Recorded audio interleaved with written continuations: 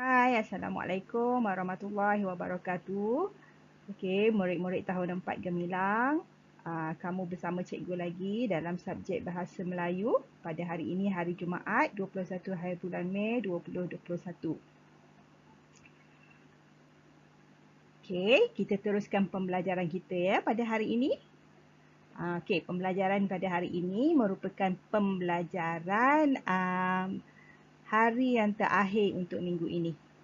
So, sebelum cikgu bagi latihan, cikgu terangkan dulu mengenai aktiviti kita, okey? Okey. Okey, tema kita pada minggu ini ialah tema keempat iaitu kebudayaan, kesenian dan estetika. Okey, tema ini mencakupi bagi unit 11 bawah tajuk Indah Seni Sepanjang Zaman.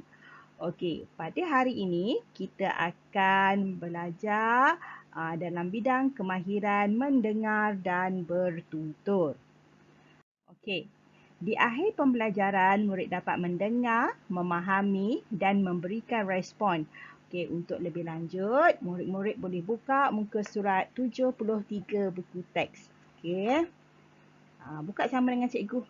Okey, kalau kamu buka, macam ni. Rupa dia macam ni. Okey? Okey. Baik. Kat slide cikgu ni sama dengan buku teks kamu. Macam ni. Okey, tajuk dia Semutar Datuk. Okey, Semutar Datuk, apa itu semutar? Hari ni kita nak belajar satu lagi warisan. Okey, warisan dalam kategori pakaian lah. Okey, tradisional ataupun warisan daripada zaman ke zaman yang dikenali sebagai semutar. Apa itu semutar? Okey, ada dialog dekat sini. Okey, di antara Hadif dengan datuknya. Dia ada perbualan yang mana di penghujung daripada gambar tersebut, kamu akan nampak satu tempat ruangan kosong yang perlu kamu lengkapkan dialog tersebut. Okey, mari kita tengok sama-sama perbualan di antara Hadif dan datuknya. Okey, Hadif cakap, "Atuk, panasnya hari ini." Okey, Atuk dijawab, "Ya Hadif, cuaca panas boleh menyebabkan kepala kita berasa sakit." Ni yang selalu cikgu rasa ni. Okey, betul Datuk. Adakah kain di atas kepala, apakah kain di atas kepala yang Atuk pakai itu? Oh, ini namanya semutar. Semutar ini Atuk pakai sewaktu cuaca panas. Semutar merupakan lilitan kain di kepala. Okey, Hadif pun tanya lagi. Mengapakah semutar Atuk menggunakan kain batik? Sebenarnya, semutar boleh terdiri daripada kain batik, kain pelekat atau kain lain yang sesuai.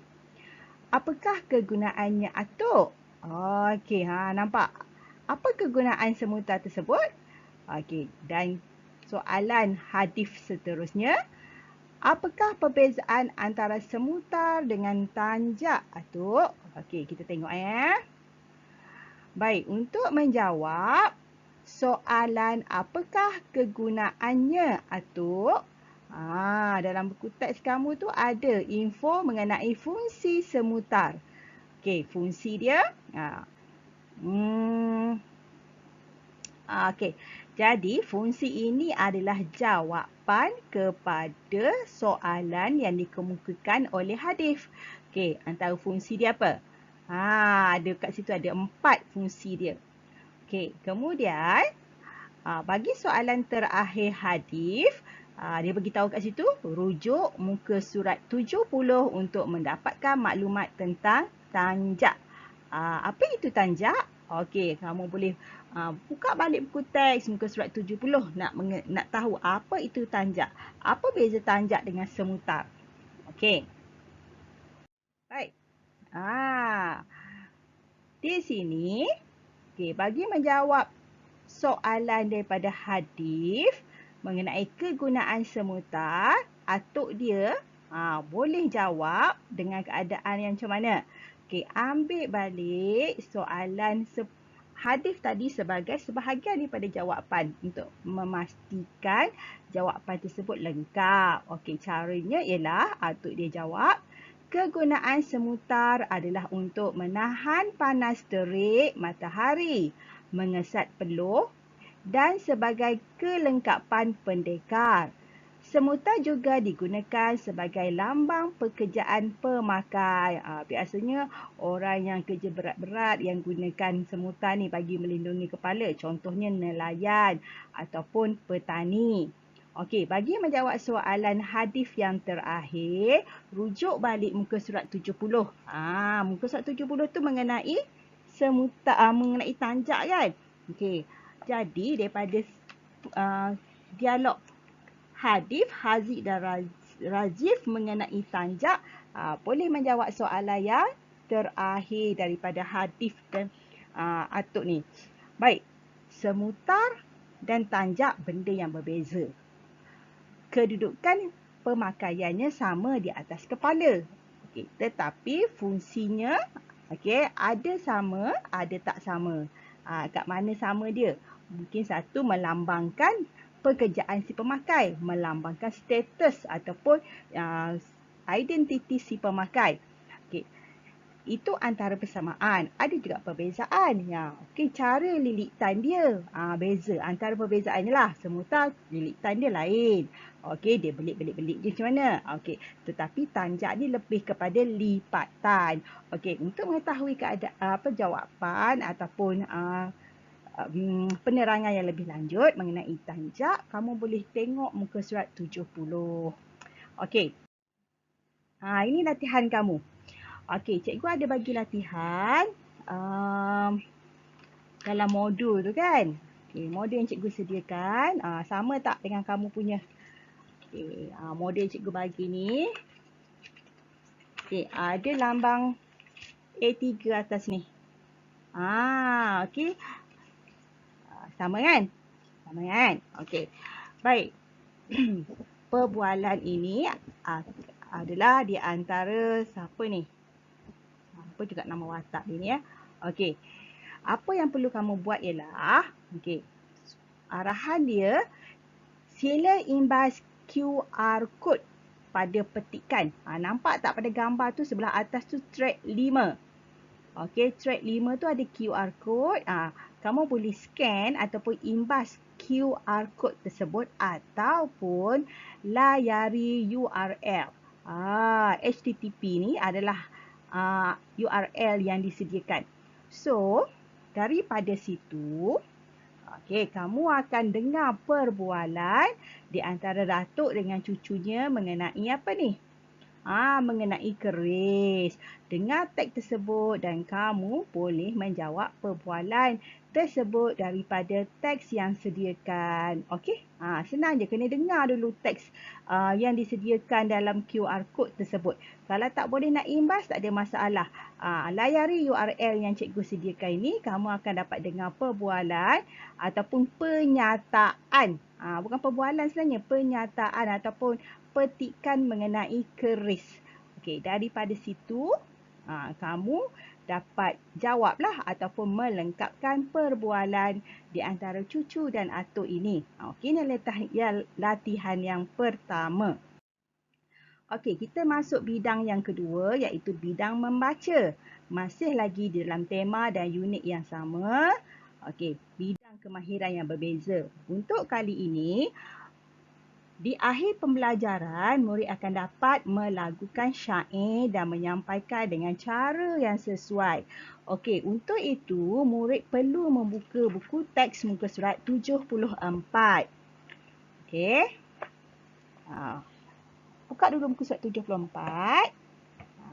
Cikgu harap setiap kali cikgu buat pembelajaran ataupun kamu menonton video, buku teks tu sentiasa berada dekat dengan kamu sebab seboleh ataupun sedaya mungkin cikgu akan gunakan buku teks sebagai rujukan. Sebab apa? Sebab semua orang ada buku teks. Kalau cikgu guna buku lain nanti susahlah kan? Okey. Buka muka surat 74. Okey, dah buka semua? Okey, daripada muka surat 74 tersebut, ada satu syair yang disediakan bertajuk Syair Gerobok Pusaka. Gerobok tu tahu tak gerobok tu apa? Gerobok ni ialah sejenis almari yang diperbuat daripada kayu. Okey, almari ini biasanya kalau masyarakat zaman dahulu dia akan letak di tempat, contohnya di dapur untuk meletak makanan ataupun meletak pinggan mangkuk. Okey. Dia panggil gerobok, ataupun kalau kamu tak jelas dengan apa yang cikgu terangkan tadi, kamu boleh tengok dalam teks tersebut. Okey. Yang di belakang hadis dengan kakak dia tu ada nampak macam almari kayu tu kan? Itulah gerobok. Rumah cikgu ada juga gerobok, tapi cikgu nak pergi tunjuk kat dapur. Payah pula kan? Biasanya orang zaman-zaman dahulu ada gerobok ni. Gerobok ni macam kita sekarang panggil almari lah. Okey. Tapi dulu dipanggil gerobok.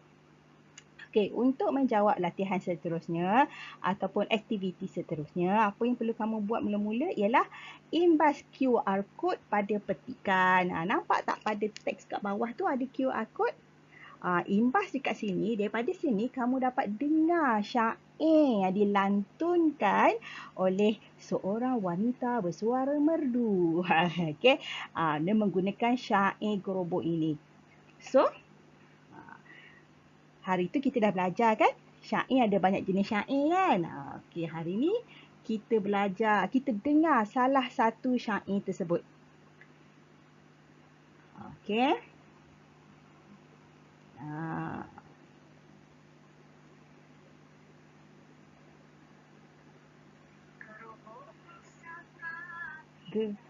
Dengar tak? Okey, tak dengar kot. Ya.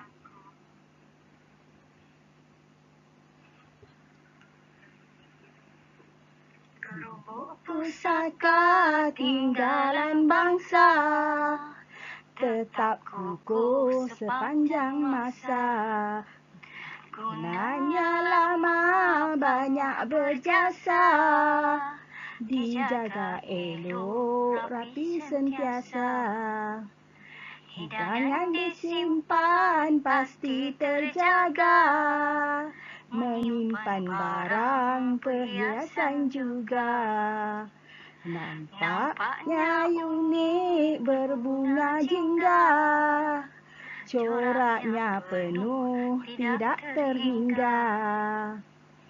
Buatan tangan uniknya ukiran, kayu dipilih jati dan belian. Tiada tandingan di luar pasaran, harganya mahal cecah ribuan. Gerobok pusaka warisan negara, janganlah lupa wahai saudara. Cintakan seni moga membara, agar khazanah tetap terpelihara. Suara sumbang cikgu. Okey, kalau kamu nak dengar yang lebih merdu, sila scan ataupun imbas QR tersebut. Ataupun kamu boleh layari URL yang cikgu sediakan ini. Okey, dengar teks tersebut dan boleh faham maksud syair tersebut. Setiap rangkap syair itu ada fungsi dia ataupun ada maksud dia. Okey, jom kita tengok apa maksud syair-syair, apa maksud syair tersebut. Okey, aku pun dah berbelit-belit dah. Okey. Gerobok pusaka tinggalan bangsa, tetap kukuh sepanjang masa. Gunanya lama banyak berjasa, dijaga elok rapi sentiasa. Okey, apa maksud syair tersebut? Okey, gerobok yang dijaga rapi akan tahan lama. Gerobok tersebut sangat berguna dan merupakan warisan bangsa. Okey, satu clue ya apabila kamu menjawab soalan yang berkaitan dengan didik hibur ataupun seni bahasa, dia bagi kamu satu syair atau sajak atau puisi. Apabila dia suruh kamu cari maksud, kamu tak boleh, dengar ayat cikgu, kamu tak boleh salin sebiji-sebiji perkataan atau baris atau rangkap yang ada dalam sajak tersebut. Jangan salin sebiji-sebiji. Apa yang perlu kamu buat ialah kamu bina ayat daripada kamu sendiri kepada apa yang kamu faham tentang sajak tersebut. Jangan salin. Okey. Kalau kamu salin, maksudnya kamu meniru jawapan. Jadi bila kamu meniru, bukanlah daripada pemahaman kamu. Jadi tak ada markah kat situ. So lain kali kalau dia tanya apa maksud, bina ayat sendiri supaya ayat tersebut jadi ayat kamu. Okey, faham ya? Kita tengok rangkap kedua. Hidangan disimpan pasti terjaga, menyimpan barang perhiasan juga. Nampaknya unik berbunga jingga, coraknya penuh tidak terhingga. Okey. Apa fungsi gerobok? Okey, gerobok. Gerobok adalah untuk menyimpan makanan dan barang perhiasan. Coraknya yang unik menjadi tarikan. Okey. Baik, tengok rangkap yang kedua. Rangkap yang ketiga. Okey, kita perhatikan rangkap yang ketiga. Okey, syairnya. Buatan tangan, uniknya ukiran, kayu dipilih, jati dan belian. Tiada tandingan di luar pasaran, harganya mahal cecah ribuan. So, apa yang kamu faham daripada rangkap yang ketiga? Harganya menjadi mahal kerana ia dihasilkan menggunakan tangan dan menggunakan kayu jati dan belian. Tak mudah ya. Murid-murid nak mendapatkan kayu jati dan belian ni kena masuk hutan, kena cari betul-betul kayu yang matang sahaja yang disediakan. Sebab itulah susah nak dapat. Bila susah nak dapat, dia menjadi mahal lah. Tambah-tambah lagi bila nak buat itu guna tangan. Okey, bukan guna mesin. Kalau guna mesin cepat siap. Okey, kemudian kita tengok rangkap yang terakhir syair tersebut. Okey, gerobok pusaka warisan bangsa. Salah. Suka-suka tukar lirik semula. Okey, gerobok pusaka warisan negara. Janganlah lupa wahai saudara. Cintakan seni moga membara, agar khazanah tetap terpelihara. Apa yang dia nak cerita kat sini? Gerobok merupakan warisan bangsa dan perlulah dipelihara supaya kekal apa tu? Terlindung dengan muka cikgu dan disanjung oleh generasi muda. Okey, jadi faham tak syair yang kita belajar hari ini? Kita belajar intonasi ataupun rima atau irama syair. Okey, dalam masa yang sama kita belajar mengenai maksud syair. Okey, latihan kedua, kamu tengok modul yang cikgu sediakan untuk kamu tu. Okey. Modul dia di belakang syair tu. Dia latihan. Kita belajar syair. Kita latihan kita sajak. Sama je sebenarnya seni bahasa kan. Okey, dia suruh kamu buat apa? Okey, mula-mula baca dulu secara luncuran ataupun kata secara imbasan sajak yang disediakan. Kemudian faham apa maksud yang nak disampaikan oleh sajak ini. Kemudian lengkapkan tempat kosong yang disediakan. Okay, nak lengkapkan tempat kosong ni mudah aja sebab jawapan dia dah disediakan dekat atas tu. Ada raja di udara. Apa maksud raja di udara? Raja diangkat di udara. Biasa kamu tengok raja kat darat je kan? Atas tanah je, kat muka bumi je kan? Okey. Ataupun raja kat mana? Raja di hutan. Okey. Tapi sekarang ni raja di udara. Siapa yang raja di udara tu? Okey, kemudian masa lapang, hubungan mesra, di angkasa, membanting tulang. Membanting tulang. Apa tu membanting tulang?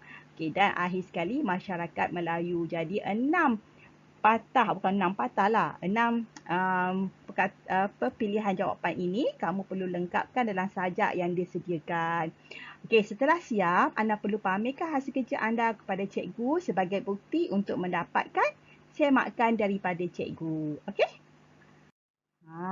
Akhir sekali seperti biasa, manfaatkan masa dengan aktiviti yang berfaedah.